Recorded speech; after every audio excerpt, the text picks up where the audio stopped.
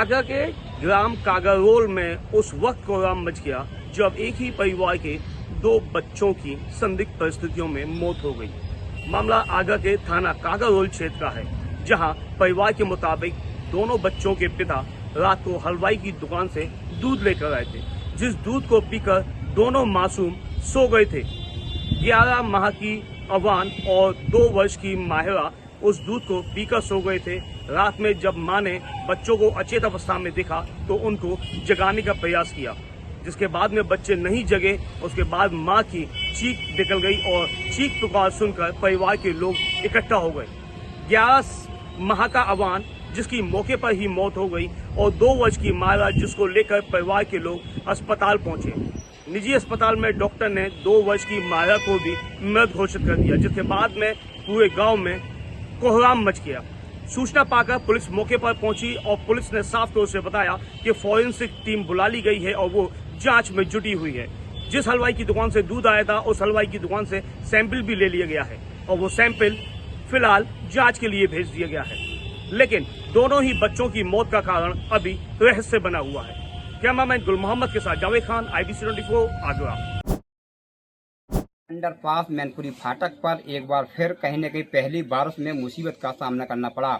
PGI से staff को लेकर आ रही बस पूरी तरीके से इस अंडरपास के 4 फुट पानी में फंस गई, जिससे पूरी तरीके से स्टाफ में चीख पुकार मच गई। मौके पर प्रशासनिक अधिकारी पहुंचे और जहां JCB की मदद से बस को बाहर निकाला गया। बताया जा रहा है कि लगातार कई वर्षों से इस अंडरपास में जो है अन्य रोडवेज भी बसें फंस चुकी है, जिससे लगातार इसकी मांग की गई थी कि लेकिन अभी तक कोई भी इसका जो है निस्तारण नहीं किया गया। देखा यह जा रहा है कि वहां से राहगीरों को पूरी तरीके से मुसीबत का सामना करना पड़ता है, क्योंकि ये आम रास्ता माना जाता है और इसी रास्ते से होकर सैफई, मैनपुरी और NH2 के लिए पहुंचते हैं। अब देखना ये होगा कि आखिर इसका कब जो है निस्तारण किया जाएगा, क्योंकि सवाल इस बात का उठता है कि अगर अंडरपास में पानी भरा गया है तो कहीं न कहीं बैरिकेडिंग की जानी चाहिए, जिससे जो है किसी प्रकार की कोई जनहानि न हो, क्योंकि देखा यह जा रहा है कि लगातार इस तरीके के आए दिन घटनाओं का सामना करना पड़ रहा है, क्योंकि ये राहगीरों के लिए पूरी तरीके से अंडरपास मुसीबत का एक बहुत बड़ा अखाड़ा बन चुका है।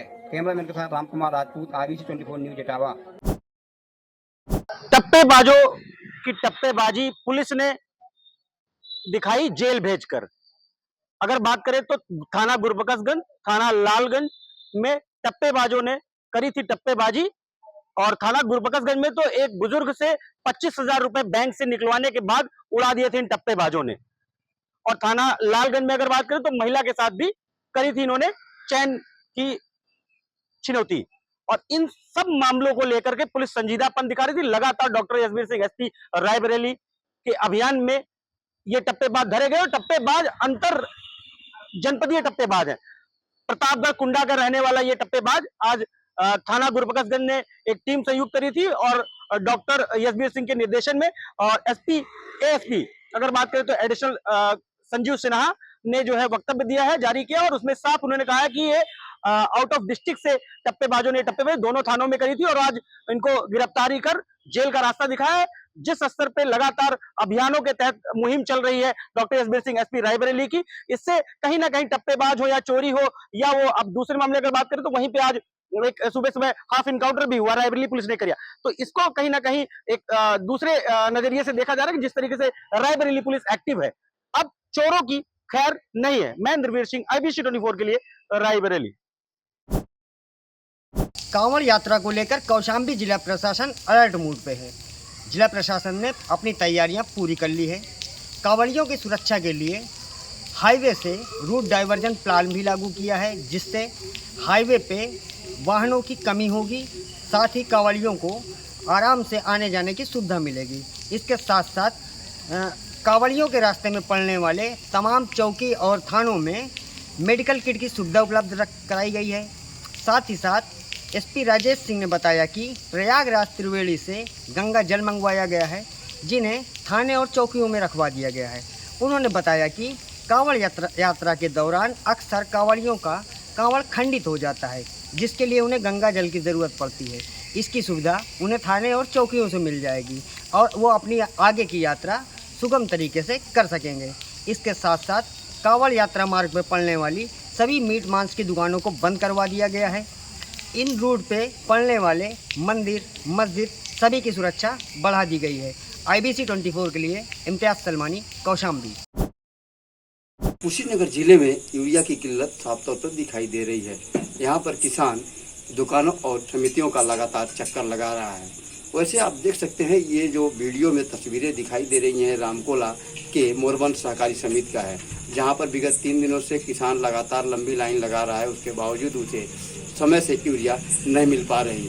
तो वहीं आज यूरिया की किल्लत को देखते हुए कि प्रदेश के कैबिनेट और कृषि मंत्री सुप्रताप शाही हाटा नगर के 2 दुकानों का देवेश सीड्स और जायसवाल फर्टिलाइजर का औचक निरीक्षण किया।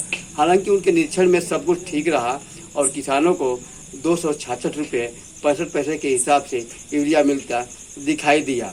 लेकिन यहाँ पर दरअसल तस्वीर धरातली कुछ और ही है। यहाँ पर किसान लगातार यूरिया के लिए मारे फिर रहा है। अब देखने वाली बात होगी कि कृषि मंत्री के औचक निरीक्षण के बाद किसानों को यूरिया समय से उपलब्ध हो पाता है या यूं ही किसान मारे फिरने के लिए मजबूर रहता है। IBC 24 के लिए राजेश चौहान, कुशीनगर।